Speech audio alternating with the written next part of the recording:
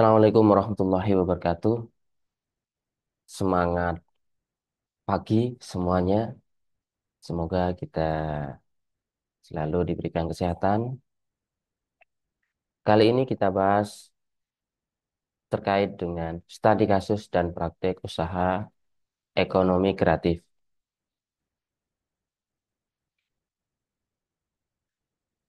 Bagaimana perasaan Anda hari ini, teman-teman mahasiswa? Apakah senang, sedih,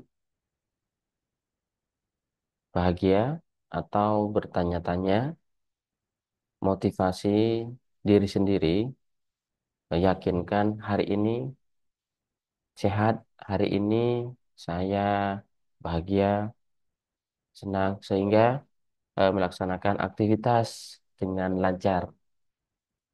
Semoga teman-teman mahasiswa di tempat masing-masing yang dirasakan senang, bahagia. Baik, apa itu praktik usaha? Langkah praktik usaha merupakan langkah turun ke lapangan bagaimana kita menunjukkan kemampuan dalam memasarkan produk, menghasilkan sesuatu nilai tambah di lapangan. Ya. Dengan semangat yang optimis itu perlu dan atas dasar perencanaan yang sudah disusun sebelumnya. Dan bagaimana penerapannya kita bahas setelah ini. Next, mari kita mulai dengan ice breaking terlebih dahulu dengan judul Peta Jalan Menuju Kesuksesan. Bayangkan, bayangkan Anda akan melakukan perjalanan ke tempat yang belum pernah Anda kunjungi sebelumnya. Apa yang Anda bawa? Peta, tentu saja. Begitu pula dengan bisnis. Rencana bisnis adalah peta jalan. Apa yang akan membantu Anda mencapai tujuan dengan lebih terarah sesuai dengan rencana tadi. Tanpa rencana, Anda mungkin tersesat, kehabisan sumber daya, atau bahkan kehilangan arah. Tapi dengan rencana yang matang, setiap langkah, risiko, dan peluang sudah dipertimbangkan. Pertanyaannya, apakah Anda sudah punya peta jalan untuk mewujudkan impian bisnis Anda? Ya, jika belum, mari kita mulai membuatnya sekarang. Baik, sebelum ke inti, kita harus tahu apa tujuan materi hari ini. Yang diharapkan, yang pertama, mahasiswa mampu mengidentifikasi studi kasus wirausaha sukses di sektor kreatif. Yang kedua, mahasiswa mampu latihan membuat rencana bisnis. Yang ketiga, mahasiswa mampu mengaplikasikan dan mensimulasikan pengelolaan usaha kreatif. Mengapa kita harus belajar rencana usaha? Agar eh, dalam suatu bisnis kita memulainya sesuai dengan rencana yang sudah matang, yang sudah disusun, sehingga kita memulai bisnis itu tidak semerta-merta langsung dijalankan saja. Sehingga rencana ini merupakan rencana yang sudah disiapkan sebelum kita terjun ke bisnis atau praktek di lapangan. Baik, kita lanjut ke inti studi kasus wirausaha sukses di sektor kreatif. Karakteristik wirausaha sukses di sektor kreatif ini yang pertama, inovasi. Bagaimana kita menunjukkan inovasi atau rencana yang baru dari bisnis sebelumnya. Yang kedua, adaptasi. Bagaimana kita mengadaptasikan, menyesuaikan produk kita akan menjadi solusi masyarakat, menjadi kebutuhan masyarakat, menjadi yang dicari, yang diminati oleh masyarakat. Yang ketiga, nilai budaya. Kreatif itu meningkatkan nilai budaya juga. Sehingga nilai apa yang kira-kira di lingkungan kita berbisnis yang perlu diangkat. Yang keempat, kreativitas. Kreativitas kita sangat mendukung bagaimana keberlanjutan usaha bisnis ketika dimulai, terus kita masuk proses dengan kreativitas, sentuhan-sentuhan yang lebih mengena di lingkungan sekitar. Studi kasus wirausaha fashion yang berbasis budaya lokal, ya, ya dengan pelaku usaha Ani Fanti, di mana ini seorang desainer Indonesia yang sukses membawa kebaya busana tradisional Indonesia ke global atau internasional. Ia mengembangkan budaya kebaya dengan desain modern dan tetap mempertahankan unsur budaya lokal. Strategi suksesnya yang pertama inovasi desain, sehingga di situ penggabungan kebaya tradisional dengan tren busana modern dengan bentuk yang lebih kekinian, ya, yang menarik perhatian generasi muda. Yang kedua, pemasaran digital, media sosial yang pelaku usaha ini juga mempromosikan di media sosial. Yang ketiga, kolaborasi, bekerja sama dengan komunitas lokal, perajin, sehingga butuh apa juga eh, pengawalan sehingga berhasil atau menghasilkan produk berkualitas tinggi. Dengan hasilnya, Anifanti berhasil menjadikan kebaya sebagai salah satu budaya yang diterima secara global dengan pelanggan dari berbagai negara. Ya. Alhamdulillah, kalau produk kita dapat dipasarkan ke luar negeri, ya, dengan konsep budaya lokal. Itu di samping ada gambarnya sekilas terkait dengan kebaya dengan desain modern. Baik, kita lanjut membuat rencana bisnis. Langkah-langkahnya sebagai berikut, ya. Yang pertama, menentukan ide usaha. Bagaimana ide usaha itu muncul sebelum kita terjun atau melakukan contoh kegiatan nyata di lapangan. Yang kedua, penelitian pasar. Riset pasar tentunya perlu dilakukan yang dimana kita dapat mengetahui target pasar kita, segmentasi pasar kita, dan juga eh, lokasi yang nantinya menjadi target kita sebagai pembisnis. Yang ketiga, penulisan rencana bisnis. Rencana bisnis perlu ditulis mulai dari bahan baku, kesiapan modal, ya, operasional, hingga laba rugi, ya, laba ruginya. Yang keempat, implementasi strategi.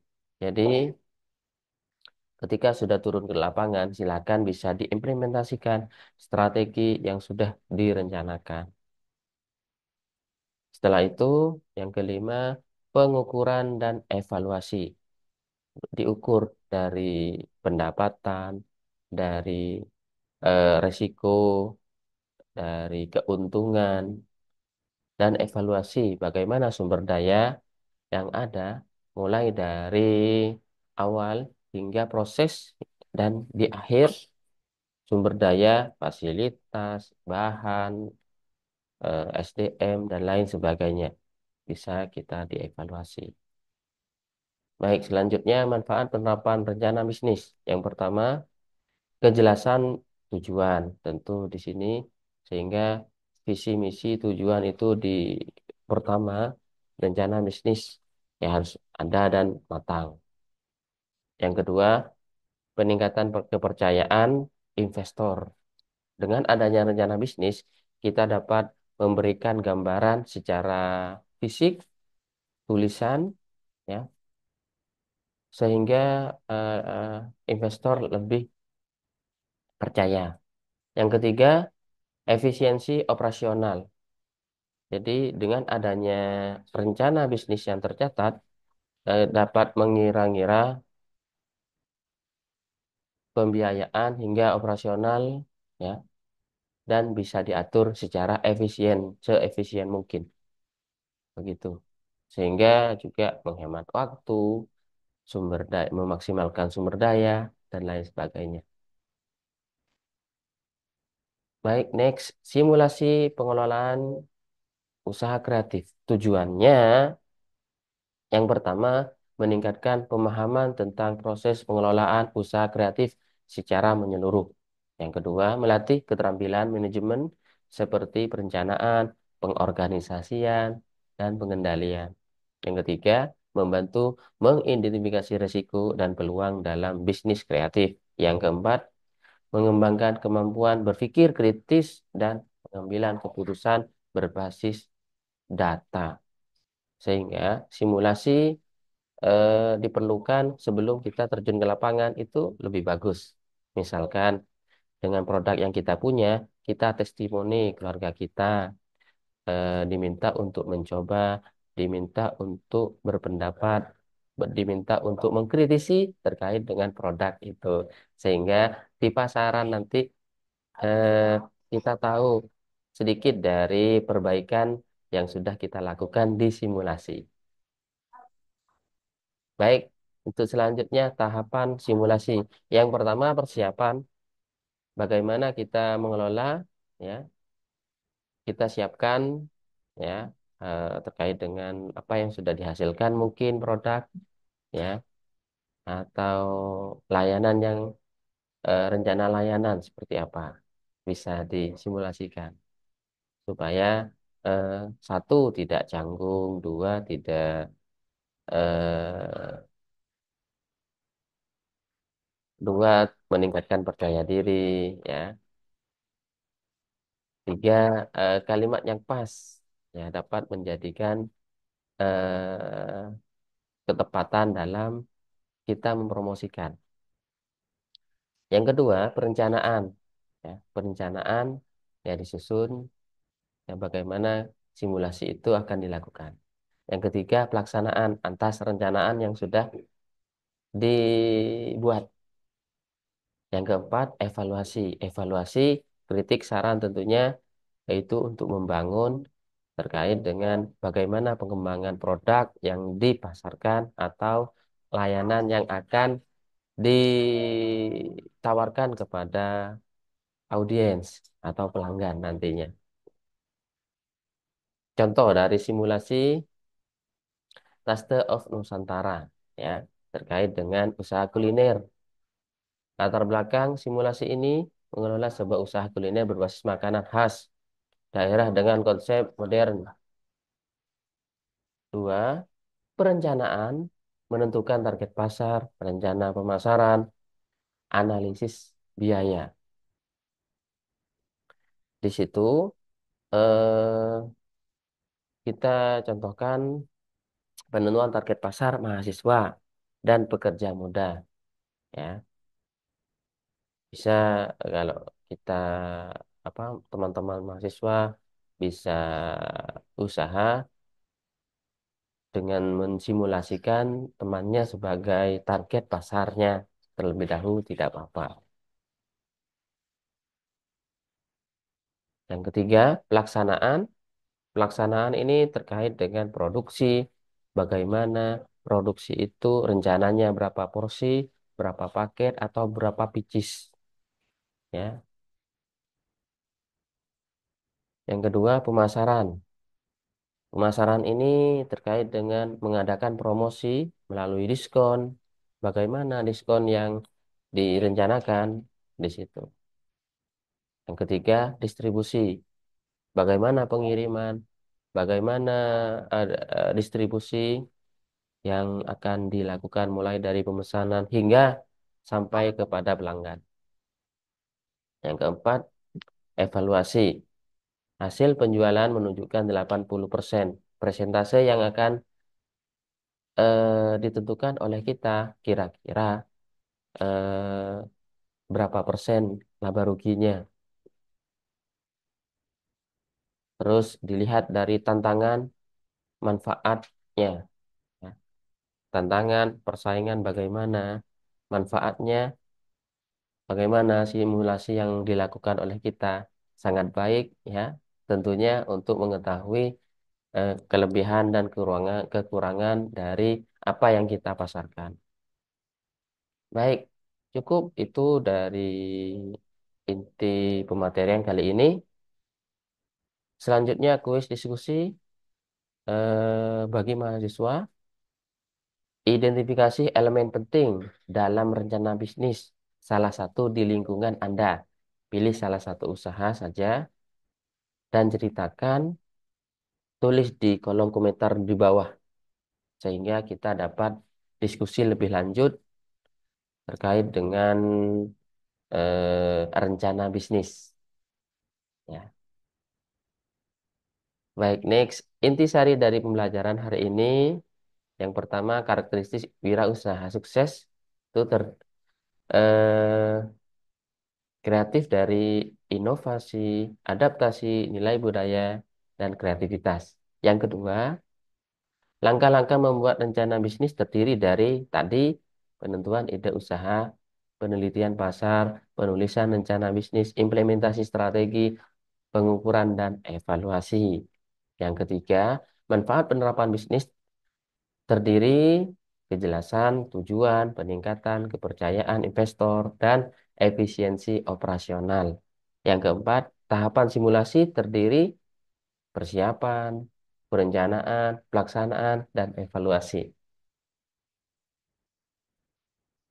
Baik, dan yang selanjutnya refleksi, saya minta teman-teman mahasiswa bisa kita diskusi bagaimana pandangan Anda praktik usaha kreatif setelah sesi ini. Bisa tuliskan cerita kalian apa pengalaman, ilmu, dan juga tambahan terkait dengan pematerian kali ini. Langkah apa yang Anda ambil untuk mendukung usaha di lingkungan Anda? Kita ceritakan di kolom komentar bawah. Baik, kita lanjut diskusi di kolom komentar ya. Cukup itu dari pemaparan hari ini. Kurang dan lebihnya mohon maaf. Assalamualaikum warahmatullahi wabarakatuh. Salam literasi.